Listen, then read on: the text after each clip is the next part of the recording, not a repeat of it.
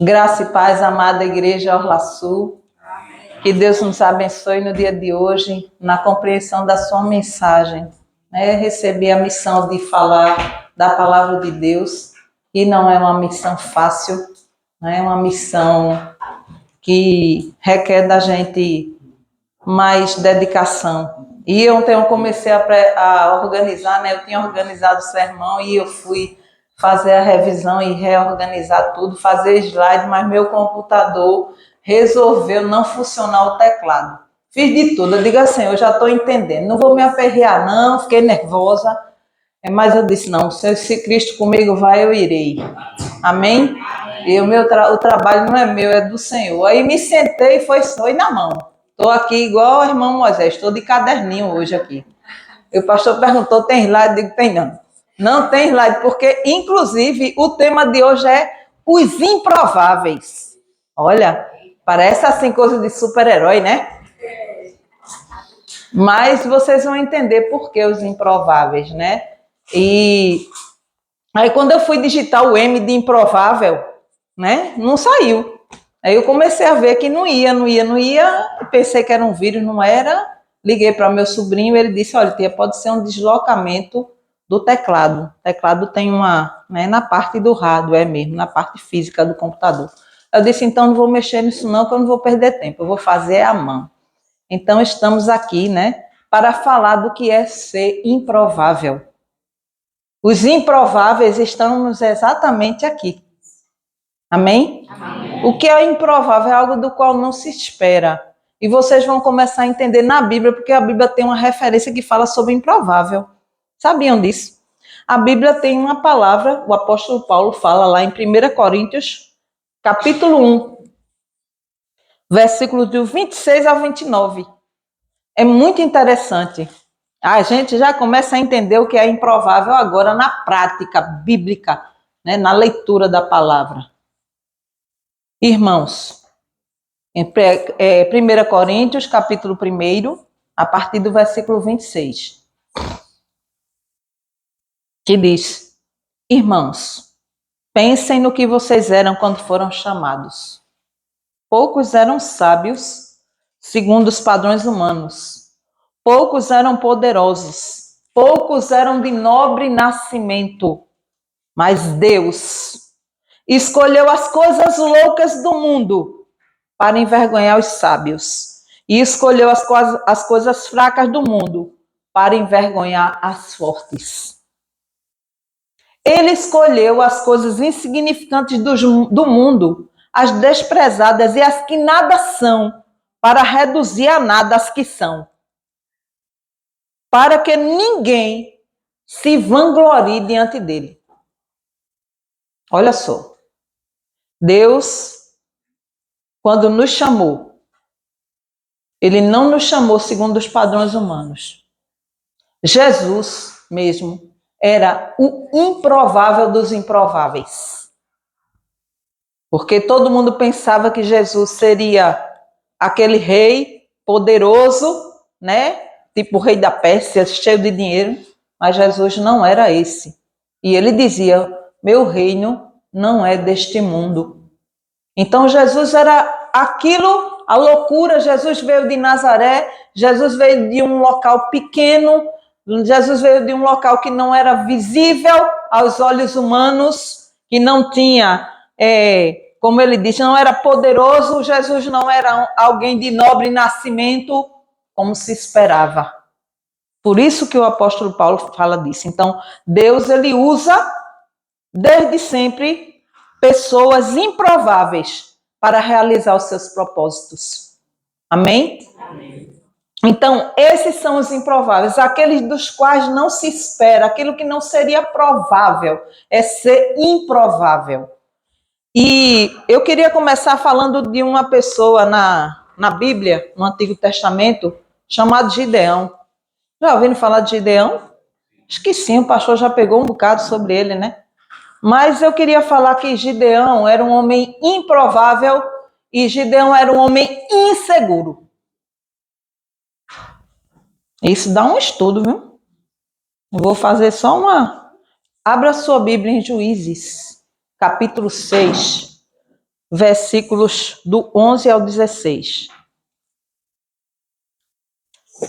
Eu vou começar, eu não vou ler do 6, não, eu vou começar logo do 11, não. Capítulo 6, eu vou começar do versículo 1 para explicar um pouquinho o que é que estava acontecendo ali, por que é que Deus levantou Gideão, e de onde Gideão era, e como ele se sentia, e como ele se via, ok? Capítulo 6 de Juízes diz assim, a opressão dos midianitas. Fizeram os filhos de Israel o que era mal perante o Senhor. Por isso o Senhor os entregou nas mãos dos midianitas por 7 anos. Prevalecendo o domínio dos midianistas sobre Israel, fizeram estes para si, por causa dos midianitas, as covas que estão nos montes e as cavernas e as fortificações. Porque cada vez que Israel semeava, os midianitas e os amalequitas, como também os povos do Oriente, subiam contra ele. E contra ele se acampavam, destruindo os produtos da terra até a vizinhança de Gaza. Eita, tá bem atual, né? E não deixavam em Israel sustento algum, nem ovelhas, nem bois, nem jumentos. Pois subiam com seus gados e tendas e vinham como gafanhotos, em tanta multidão que não se podiam contar nem a eles, nem aos seus camelos, e entravam na terra para destruir. Assim, Israel ficou muito debilitado com a presença dos midianitas. Então, os filhos de Israel clamavam ao Senhor. Tendo os filhos de Israel clamado ao Senhor por causa dos midianitas, o Senhor lhes enviou um profeta que lhes disse, assim diz o Senhor Deus de Israel, eu é que vos fiz subir do Egito e vos tirei da casa da servidão, e vos livrei da mão dos egípcios e da mão de todos quantos vos oprimiam, e os expulsei de diante de vós e vos dei a sua terra. E disse, eu sou o Senhor, vosso Deus, não temais os deuses dos amorreus, em cuja terra habitais, contudo, não destes ouvido à minha voz. Então o Senhor tinha dado ao povo de Israel essa situação, mas o povo começou a clamar, e Deus teve o quê? O que o pastor Moisés acabou de dizer aqui, misericórdia. E aí veio agora o versículo 11, agora entra Gideão. Então veio o anjo do Senhor e assentou-se debaixo do carvalho que está em Ofra, que pertencia a Joás, a Biesrita, e Gideão, seu filho, estava malhando trigo no lagar para pôr a salvo dos midianitas. Então o anjo do Senhor lhe apareceu e lhe disse, o Senhor é contigo, homem valente. Respondeu-lhe Gideão, ai, Senhor meu, se o Senhor é conosco, por que nos sobreveio tudo isto? E que é feito de todas as maravilhas, as suas maravilhas, que nossos pais nos contaram, dizendo, não nos fez o Senhor subir do Egito? Porém, agora o Senhor nos desamparou e nos entregou nas mãos dos midianitas. Então, se virou o Senhor para ele e disse, vai nessa tua força e livra Israel das mãos dos midianitas. Porventura, não te enviei eu? E ele lhe disse, ai, Senhor meu, com que livrarei Israel? Eis que a minha família é a mais pobre em Manassés, e eu o menor na casa do meu pai. Tornou-lhe o Senhor, já que eu estou contigo, ferirás os midianitas como se fossem um só homem. Olha isso. E ele respondeu, se agora achei mercê diante de teus olhos, dá-me um sinal de que és tu, Senhor, que me falas. Olha, Gideão, o Senhor está dizendo, olha, vai na tua força, eu vou te dar os midianitas na tua mão, como se fosse só um homem, mas ele disse, bom, se eu achei mercê, Senhor, dá um sinal de que és tu. Olha, camarada inseguro. Rapaz, eu estou aqui.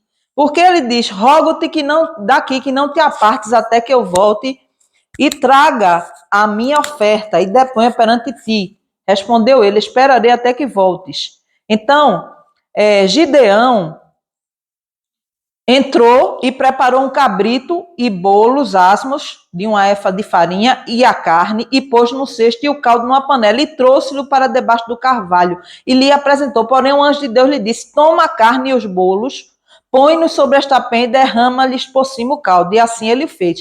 E estendeu o anjo do Senhor e a ponta do cajado que trazia na mão, e tocou na carne e os bolos. E então subiu fogo da penha e consumiu a carne e os bolos. E o anjo do Senhor desapareceu de sua presença.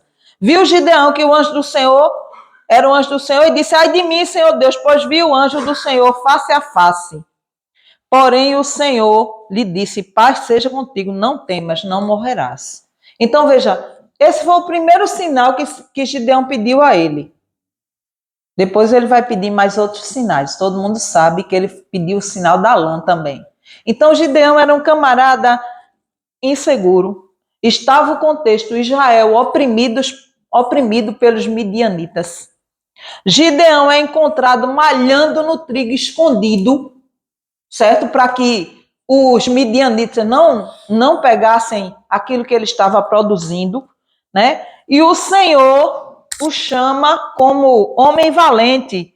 Mas Gideão, ele era de uma tribo, em sua família, era uma tribo mais fraca. E ele diz isso para o Senhor: mas como vai ser eu, Senhor? Porque eu sou da tribo mais fraca. Eu não tenho essa projeção, né? Eu não sou um digital influencer de Jesus, né? Se fosse dizer hoje, não é isso? Eu não sou, eu não tenho isso. Eu sou o mais fraco da minha tribo. Mas aí o que acontece com o Senhor diz o quê? Eu vou com você.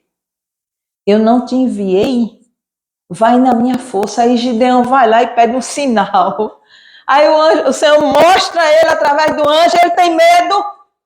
Então, a gente fala assim, né? Eu costumo dizer, a gente fala assim porque a gente está lendo a história, mas será que se eu fosse Gideão, eu não estaria pensando do mesmo jeito? Será que se eu estivesse lá no lugar de Gideão, eu não ficaria insegura? Eu não pediria a Deus o sinal da lã para confirmar, porque a missão era grande. Os midianitas, como eu acabei de ler aqui, eles subiam e eles pareciam gafanhotos. Você já viu uma nuvem de gafanhoto passando? Já viram em algum lugar um vídeo, alguma coisa? Quando eles passam uma chuva, e é tão rápido, eles destroem tudo. Então a Bíblia diz que eles eram os montes, eram muitos. Aí Gideão, minha tribo é a menor que tem. Eu tenho poucos homens, como é que eu vou fazer isso? E vocês sabem que tem a história de Gideão dos 300, né? Todo mundo sabe, né? Da história dos 300. E Gideão arrumou muitos homens e Deus começou a dizer a ele: esses não vão, esses não vão, eles não vão, só ficaram os 300. Para combater os homens. Pois é, olha ali, ó, cantando, tá vendo? Cantando a música dos 300, a música da irmã, né?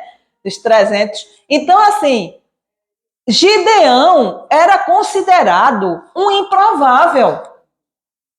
Um improvável. Ele era inseguro. Ele pediu a Deus e Deus fez, através dele, grandes coisas. Eu vou falar do segundo agora. Segundo improvável.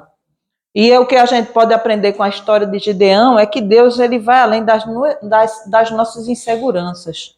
E ele nos capacita para cumprir o propósito dele. Amém? Amém.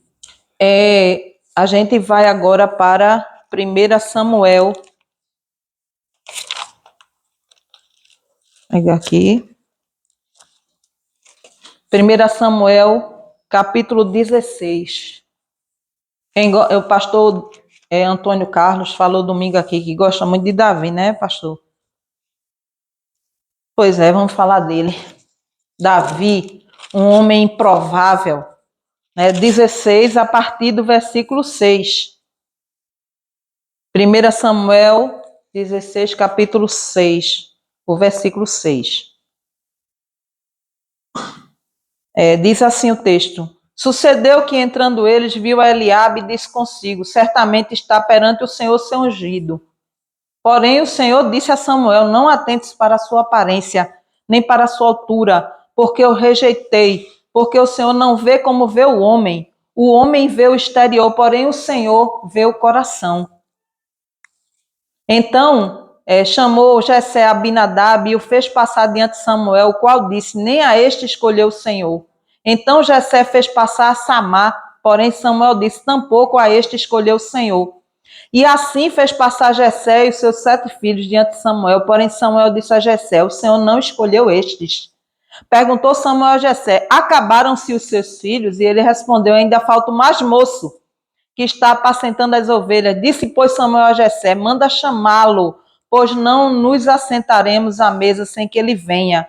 E então mandou chamá-lo e fê-lo entrar. Era ele ruivo, de belos olhos e boa aparência. Disse o Senhor, levanta-te e unge-o, pois este é ele. E tomou Samuel o chifre do azeite e ungiu no meio dos seus irmãos. E daquele dia em diante o Espírito do Senhor se apossou de Davi. Então Samuel se levantou e foi para Ramá. Amém? Amém? Davi, outro improvável. Davi, outro improvável. Quando eu fui pregar aqui no Natal do ano passado, eu aprendi que o pastor de ovelhas, a profissão de pastor de ovelhas era relegada a sabe? Aquela função tipo assim, bora botar assim, não sei se posso comparar um gari, né? Pessoas que têm uma profissão bem simples, né? E desprestigiada. Eu gostei dessa palavra. Desprestigiada. Tão importante, né? Se o camarada não passar pegando seu lixo, você está atolado. Então, o pastor de ovelhas era considerado igual. Veja Davi, o pastor que veio pregar aqui, que é psicólogo, ele falou que Davi, ele tinha um problema, assim, talvez nas emoções dele, porque Davi não era considerado, né? Por que Jessé não disse, eu tenho mais um? Foi preciso o profeta perguntar onde é que ele estava. Foi preciso o profeta dizer, nenhum desses, cadê? Você não tem filho mais não? Ele disse, tem um. Tem um lá que está lá, esquecido. Às vezes acontece, né? O pai e a mãe fazem isso com os filhos, né? Esquece dos filhos. Tá lá. Mesmo? Eu tenho um que tá lá. Aí o Senhor é esse. O desprestigiado que eu quero. É o improvável que eu quero. Eu escolho as coisas loucas deste mundo. Eu escolho aquilo que não é para ser o que eu quero que seja. Amém? Davi era um homem desprestigiado, era tão desprestigiado que quando ele foi levar lá o lanche para os irmãos dele, os irmãos deram logo uma bronca nele, porque ele estava conversando para saber quem era aquele filisteu. Quem é esse que está falando aí? Ele foi lá na frente e disse, explica aí o que é. Aí os irmãos, você está falando com quem? Por que você está falando? O que é que você está falando demais? Você veio aqui, quem mandou você vir aqui, né? Porque o pai mandou ele levar o lanche, levar uma comida para eles e saber como eles estavam na frente de batalha, né? Então ele foi, mas aí quando ele chegou lá, ele viu outra coisa. Aí o que é que ele fez? Ele foi falar com Saul. Aí Saul disse, mas rapaz, você não vai ter condições. O camarada, olha para ele tem 3 metros de altura. A palavra diz que ele tem 2,90 metros. Ele todo paramentado. E você, aqui não diz que Davi era um homem pequeno, né? Não tem na descrição, mas a gente percebe que talvez era um rapaz frágil. Aí Davi disse, mas o Senhor estava comigo, e como o Senhor estava comigo, eu matei um leão, matei um urso, eu vou pegar esse gigante. Porque eu não vou sozinho, eu vou no nome do Senhor, porque ele está afrontando o Senhor. Então o Senhor levanta Davi como um improvável e unge-o, porque ele sabia que Davi tinha um coração. E a palavra dele, daquele dia em diante, o Espírito do Senhor, aleluia, o Espírito do Senhor se apossou de Davi. O que é que Davi tinha? O improvável, o Espírito do Senhor. O Espírito do Senhor estava em Davi. Davi aparece num contexto em que Saul é rejeitado como rei pelo Senhor. Por quê? Porque não estava fazendo a vontade de Deus. Estava fazendo a vontade dele. E ele vai e manda Samuel. Samuel vê Eliabe e pensa que ele é o escolhido, mas ele não é. E aí, o que é que a gente vê aí? Deus escolhe aquelas pessoas cujo coração está voltado para ele. Não importa a aparência. Não importa a posição. Davi tinha na sua casa a menor posição. A posição desprestigiada. Era esquecido, o mais novo, né? O caçula.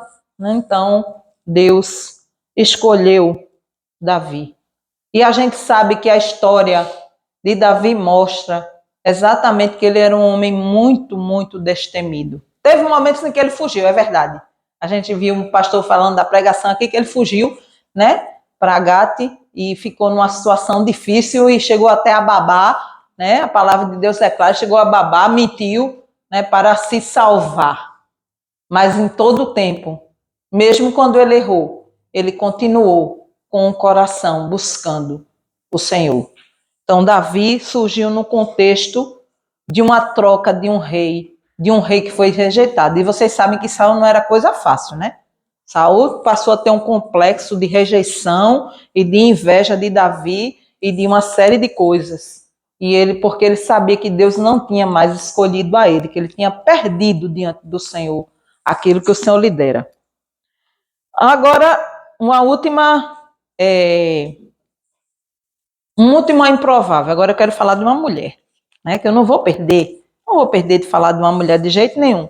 É Raabe, a prostituta, né? Todo mundo sabe aqui a história de Raabe, que se encontra em Josué, capítulo 2. Josué, capítulo 2. Eu vou ler essa parte e a outra parte eu vou explicar. E eu acredito que vocês devem se lembrar de Raabe e como Deus usa a improbabilidade de Raabe de uma forma maravilhosa para salvar sua família. Então, Raabe é uma mulher prostituta, não se sabe, eu fui fazer uma pesquisa sobre isso, eu falei no congresso sobre ela, e não se sabe exatamente se a profissão de Raabe, ela era uma profissão que era desconsiderada como é na nossa sociedade. Não se sabe, porém Raabe sabia, possivelmente diante de Deus, que ela não estava fazendo uma coisa muito certa, certamente. Então, Josué, capítulo 2, versículos de 1 a 14, diz assim: De Sitim enviou Josué, filho de Num, 2 homens secretamente como espias, dizendo: Andai e observai a terra e Jericó. Foram, pois, e entraram na casa de uma mulher prostituta, cujo nome era Raabe, e pousaram ali. Então se deu a notícia ao rei de Jericó, dizendo: Eis que esta noite vieram aqui uns homens dos filhos de Israel para espiar a terra. Mandou, pois, o rei de Jericó dizer a Raabe: Faze sair os homens que vieram a ti e entraram na tua casa, porque vieram espiar toda a terra. A mulher, porém, havia tomado e escondido os 2 homens e disse: É verdade que os 2 homens vieram a mim, porém eu não sabia de onde eram. Havendo-se de fechar a porta, sendo já escuro, eles saíram. Não sei para onde foram. Ide após eles depressa, porque os alcançareis. Ela, porém, os fizera subir ao eirado e os esconderam entre as canas do linho que havia disposto na ordem do eirado. Eirado é um telhado, tá? Ela tinha escondido os homens lá. E foram-se aqueles homens após os espias pelo caminho que dá aos vales do Jordão. E havendo saído os que iam após ele, fechou-se a porta. E antes que os espias se deitassem, foi ela ter com eles ao eirado, e lhes disse: Bem sei que o Senhor vos deu esta terra, e que o pavor que infundisse cai sobre nós, e que todos os moradores da terra estão desmaiados. Em outra tradução, eles estão com medo, certo? Porque temos ouvido que o Senhor secou as terras do Mar Vermelho diante de vós quando vocês saíam do Egito, e também o que fizeste aos 2 reis dos amorreus, Seom e Og, que estavam além do Jordão, os quais também destruístes. Ouvindo isto, desmaiou-nos o coração, e em ninguém há mais ânimo algum por causa da vossa presença, porque o Senhor, vosso Deus, é Deus em cima nos céus e embaixo na terra. Agora, pois, jurai-me e vos peço pelo Senhor, que assim como usei de misericórdia para convosco, também dela usareis para com a casa do meu pai, e que me dareis um sinal certo de que conservareis a vida do meu pai e a minha mãe, como também a meus irmãos e a minhas irmãs, com tudo que tem, e de que livrareis a nossa vida da morte. Essa é Raabe. Raabe, uma mulher desprestigiada. Raabe, uma mulher prostituta. Agora veja, eu estava pensando, né? sobre essa situação. Os homens foram para a casa de uma prostituta, né? Foram enviados direto para lá. Veja como Deus trabalha. E homem ir para a casa de prostituta, normal, né? Não vai causar nenhuma suspeita. Sim ou não? E ela foi esperta. Como ela sabia que esses homens iam, e ela conhecia, ela sabia o que estava acontecendo no contexto, ela sabia que a cidade ia ser destruída, ela sabia que o Deus a quem eles serviam era poderoso, porque ela tinha ouvido falar, ela não conhecia o Senhor ainda.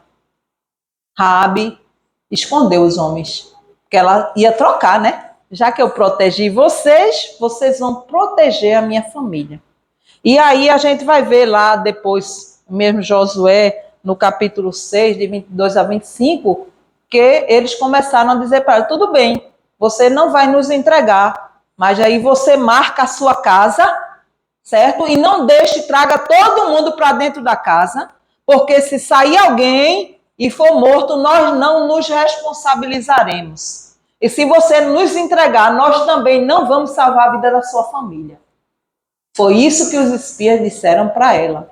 Né? E os espias foram para lá para ver a terra. Eles foram enviados com uma missão. E Deus os protegeu usando uma mulher improvável. Raabe era uma mulher improvável. E tem mais. Como ela ajudou, ela demonstrou, mesmo sem conhecer, uma fé em Deus. Ela confiou que ao fazer aquilo, a família dela seria salva. Ela confiou que os espiões iriam salvar a família dela. Porque ela sabia que esse Deus que ela não conhecia, mas ouvia falar, porque o povo estava desanimado no coração, porque sabia que Deus ia tomar a terra, sabia que Deus ia fazer, que o povo estava triste. Quando a palavra que desmaia é perder o ânimo, certo? Então, Raabe, ela passou a ser, a sua família foi poupada. E, pasmem vocês, ela é mencionada na genealogia de Jesus, em Mateus capítulo 1, versículo 5, e também se encontra um nome na lista dos heróis da fé, que se encontra em Hebreus capítulo 11. E ela é bisavó do rei Davi. Ok? Então veja o que aconteceu com Raabe, veja como Deus mudou a história dela, como Deus fez uma mudança na vida dela, como Deus transformou a vida da família dela, como Deus a transformou, que ela casou-se com uma pessoa que era filho de Joás e Ruth. Ok? Vocês estão entendendo como é que Deus faz com os improváveis? E como ele precisa, aí eu vou fazer uma pergunta, eu estava lá, né, eu e Deus orando, e o Senhor vai me dando, porque é Ele quem dá e eu não tenho condições. Eu sou bem sincera mesmo. Eu digo, Senhor, o Senhor sabe, né? O Senhor sabe que eu não, o Senhor me capacita, porque tudo vem do Senhor. Aí eu fiz a pergunta, e eu vou fazer essa pergunta a você, nessa manhã que me ouve aqui. Eu espero que você esteja acompanhando o que eu estou falando, para que Deus fale também ao seu coração. O que teria acontecido na história desse povo se os improváveis que eu acabei de citar aqui tivessem dito não para Deus? O que teria acontecido? E outra pergunta, que eu sou uma mulher da pergunta, só não tenho as respostas. Quem dá a resposta é o Senhor. Quem seriam os improváveis desse tempo?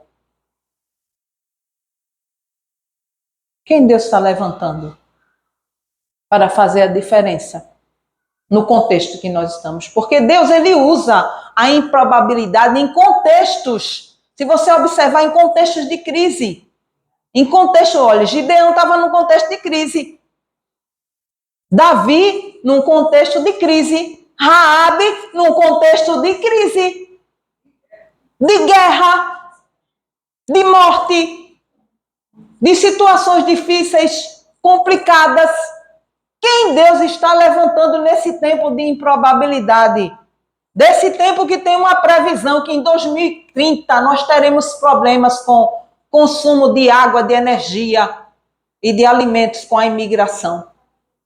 Porque estamos vivendo uma guerra de clima hoje, uma guerra de mundos, de interesses econômicos.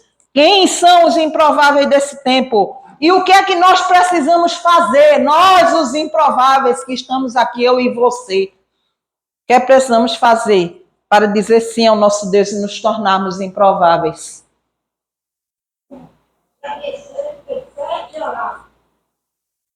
Ter fé e orar, mas é mais do que isso. É mais ainda, tem mais coisas, né? É nessa improbabilidade de que de onde você saiu, quem você era e como Deus tinha usado sua vida. Eu tenho meu neto ali de 11 anos, Luiz Felipe, e Deus usar a vida dele, se Deus quiser usar a vida dele, será um improvável usado por Deus para fazer a diferença nessa geração. Amém? Mas ele tem que dizer sim para Deus. Ele precisa dizer sim para Deus. Eu e você precisamos dizer sim para Deus. Para fazer a diferença. E começando, primeiro passo. Eu já estou encerrando. Primeiro passo. Reconhecer a sua fraqueza e a dependência de Deus. Amém? E Gideão disse, Senhor, eu sou um cabo meio. Senhor, eu estou aqui, ó. Eu estou, Davi deve ter dito, mas logo eu, um pastor de ovelha, que estou aqui, esquecido. Fico lá nos montes pastoreando ovelha. Eu preciso reconhecer a minha fraqueza e reconhecer que Deus mais ama é o reconhecimento da dependência dele. Então, cada vez, o apóstolo Paulo diz lá em 2 Coríntios, capítulo 12, versículo de 9 a 10, cada vez ele disse, a minha graça é tudo o que você precisa, pois o meu poder se aperfeiçoa na sua fraqueza. Já que eu sei que tudo é para o bem de Cristo, alegro-me nas fraquezas, nos insultos, nas durezas, nas perseguições e nas dificuldades, porque quando estou fraco, então eu sou forte. É difícil dizer isso, viu? Isso aqui é bonitinho de ser lido. Bonitinho, muito lindo mesmo, poético. Mas para viver é difícil. Mas para ser improvável, é preciso reconhecer. Fazer projeto alerta. É preciso reconhecer a dependência de Deus. Porque Deus é quem dá. Amém? Amém. Precisamos também buscar a Deus com sinceridade. E Gideão, apesar de inseguro, ele foi buscar o Senhor, disse, Senhor, eu tenho medo. Senhor, eu sou fraco. Senhor, olha, confirma na lã para mim que o Senhor está comigo, que eu vou vencer os midianistas hoje. Os midianitas estão aí. Confirma, Senhor, que o Senhor está comigo. Me ajuda, Senhor. Me mostra que o Senhor está comigo. Eu quero confirmação. Deus, ele não estava dizendo assim para Deus, olha, Deus, eu não vou fazer, não. Ele estava dizendo assim, Deus, eu sou fraco, eu sou inseguro. Eu estou sendo sincero com o Senhor. Eu quero fazer, mas eu tenho essa dificuldade. Confirme com o Senhor. A palavra de Deus diz em Jeremias 29:13, vocês me procurarão e me acharão quando me buscarem de todo o coração. É preciso que a gente coloque diante do Senhor as nossas fragilidades, as nossas dificuldades. Porque Ele sabe, mas Ele quer que a gente reconheça que a gente tem, para que Ele possa nos fortalecer. Precisamos ser obedientes ao chamado de Deus. Deus nos chama. E é hoje. Vamos segurar, né? Irmão Antônio, o negócio tá complicado aqui. Mas vamos segurar. Olha os irmãos Antônio balançando lá. Eu estava preocupada, né? Porque o meu marido está adoentado e a chuva muito grande. E eu estava preocupada com o Ministério do Louvor, né? Que chegar e fazer o trabalho de Deus. Eu fiquei orando, né? Eu disse, Deus, né? E hoje Fátima estava aqui, chegou, estava todo o grupo aqui. Aí Fátima começou a chorar também. É dois chorão. E ela disse, eu queria pegar o microfone para falar com vocês e dizer que eu estou muito feliz, porque eu sei que vocês estão aqui, vocês não estão em outro lugar. Vocês estão aqui louvando o Senhor, né? Logo cedo, dedicando a vida a Deus. Isso é obedecer ao chamado. Quem não está obedecendo ao chamado de Deus, infelizmente, não está sendo obediente. Deus pede coisas da gente. Deus pede que a gente levante cedo. Que a gente trabalhe até tarde de madrugada, né, Léo? Mas pede que a gente acorde cedo e venha para cá. Porque ele nos chama, é o chamado dele, para a gente fazer a obra. A gente começa aqui na igreja e sai daqui para fora para fazer o trabalho do Senhor. É preciso ser obediente. Também é preciso viver em santidade e integridade para ser um improvável. Assim como é santo aquele que os chamou, sejam santos também em tudo o que fizerem. Então nós precisamos ser santificados e sermos santos, né? Porque o Senhor nos chamou, precisamos viver uma vida de santidade e integridade. Eu não sei o que é que precisa mudar na sua vida, mas faça uma revisão com Deus. É preciso também servir aos outros.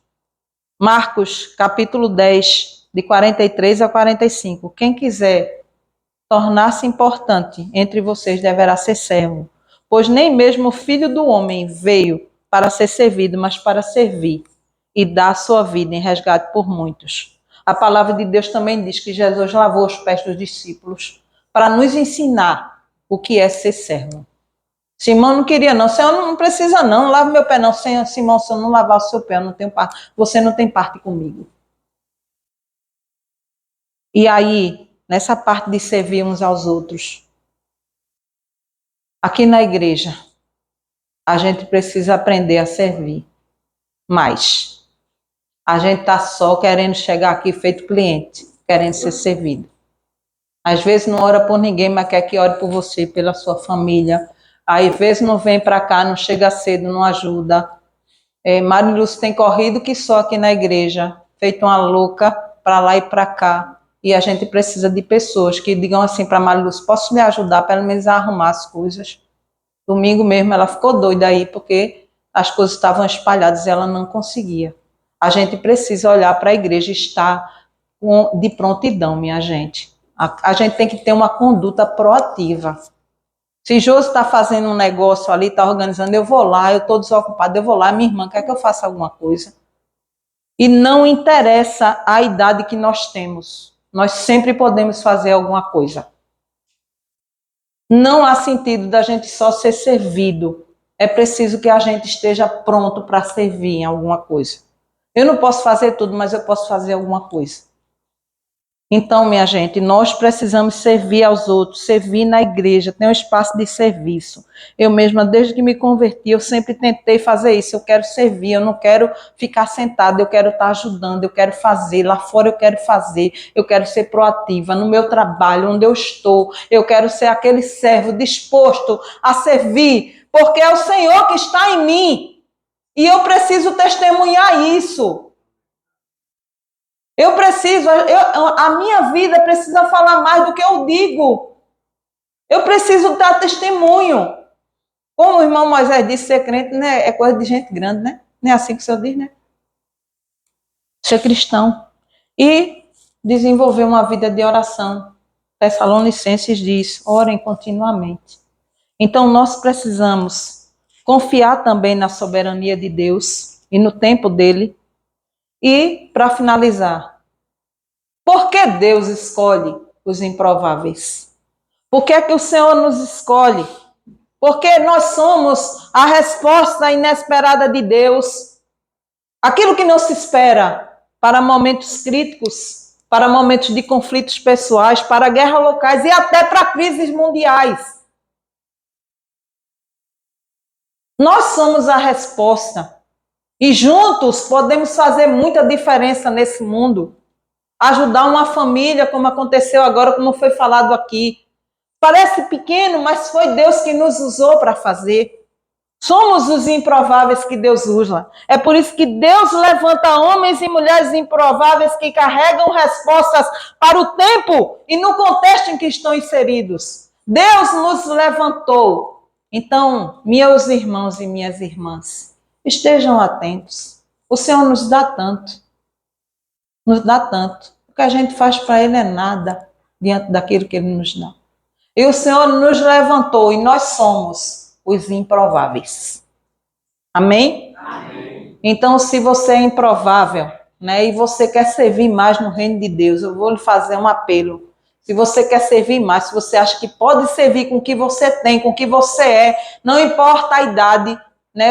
Eu estive chorando uma vez aqui, o pastor estava pregando sobre Isabel, uma vez, e eu chorei que só. O irmão Moisés ficou até preocupado, chamou o irmão Gibson, perguntou se estava acontecendo alguma coisa, mas sabe por que eu estava chorando? Eu disse a ele, sabe por que eu estou chorando? Porque Deus me deu um negócio para fazer, um ministério, que eu ainda não sei exatamente o que é, e eu sei que é uma coisa grande, mas eu estava me achando velha. Eu tenho 57 anos de idade. Aí quando Deus começou a falar de Isabel, que Isabel não se apartou, que Isabel já era velha, que ela teve um filho velha, e que não importava a idade, Deus falou comigo naquele dia. E ele disse, não interessa o que eu tenho para você, eu vou lhe dar, e você não tem que duvidar por causa da sua idade. Porque a gente vai perdendo as forças, como o pastor leu aqui hoje em Eclesiastes. A gente vai perdendo, não tenho mais o vigor que tinha antes, não é? A minha saúde já não é a mesma. E eu fiquei com medo.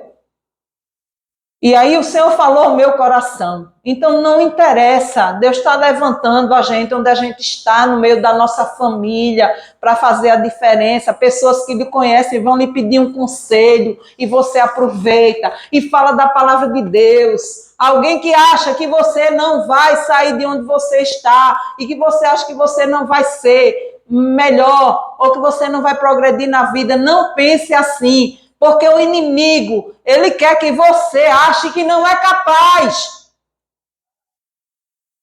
Ele quer que você olhe para si e se veja como alguns espias que se acharam como gafanhotos. Eles acharam que eles eram muito pequenos. A sua autoestima você tem que colocar diante de Deus e dizer, é o Senhor quem me valoriza. É o Senhor quem me justifica. É o Senhor que me manda adiante. Não interessa a idade que você tem. Não interessa o local que você está. Nem o que você está passando agora. A irmã Carla, ela deu um exemplo maravilhoso aqui. O marido dela lá doente, mas ela está aqui servindo ao Senhor. Sabe por quê? Porque ela confia. Ela confia. Ela sabe que Deus está cuidando. Então, meu irmão e minha irmã, improvável, o Senhor está trabalhando no teu coração, mas se submete a Ele. Não interessa o que você está passando, a sua luta, Deus está vendo tudo. Coloque diante dele sua fragilidade. Deus não tem emprego. Tem gente aqui na igreja que não tem emprego. Está passando dificuldade, mas Deus está vendo. Permaneça. Não se aparte da lei, nem para frente, por isso que eu estava chorando. Que o Senhor é Jeová Jireh. É o Deus que provê. Minha filha está passando um momento de saúde muito delicado, difícil, e eu tenho que pregar no congresso. E foi na semana que ela mandou um recado, mãe, eu quero me matar. Eu disse, meu Deus, eu vou pregar, meu coração ficou quebrado. Difícil demais. Você ouviu um filho dizer uma coisa dessa. Mas eu disse, Senhor, cuide da minha filha, cuide da minha família, eu vou fazer o que for possível. Cuide de tudo, porque eu vou pregar a sua palavra. E foi uma bênção. Nós precisamos confiar no Deus que nós temos e nos colocar diante dele, porque ele faz. O Espírito do Senhor está comigo, está com você, improvável. E você que ainda não conhece esse Deus, que você seja como Raabe, veja o que Deus fez na vida de Raabe, ele pode fazer na sua. Amém? E Deus nos abençoe. Amém.